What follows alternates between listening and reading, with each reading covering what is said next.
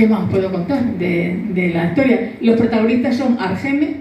¿Y por qué le he puesto Argeme? Pues porque la patrona de Corea se llama Argeme. Y en principio la novela se iba a titular Argeme. Pero claro, pensando, si esta novela la leen en Valencia, en Barcelona, en Mallorca, en Galicia, dirán Argeme. ¿Y esto qué es? No tienen idea de qué significa Argeme, porque no conocen, claro, que era la patrona. Y por eso, pensando en muchos títulos, pues pensé el de las manos vacías, porque como dice Frank, que ha leído un párrafo, Argeme dice eso, que son la generación de las manos vacías, porque las mujeres en aquellos tiempos no tenían ningún derecho a nada. Dependían primero del marido, primero del padre, que era el que mandaba, e incluso les decía con quién se tenían que casar. Luego dependían del marido. La mujer no podía abrirse una cuenta en un banco, ni podía disponer de su capital si lo llevaba al matrimonio, sino que era el marido el que podía incluso venderlo. Luego, si se quedaba viuda o soltera, dependía de un hermano mayor.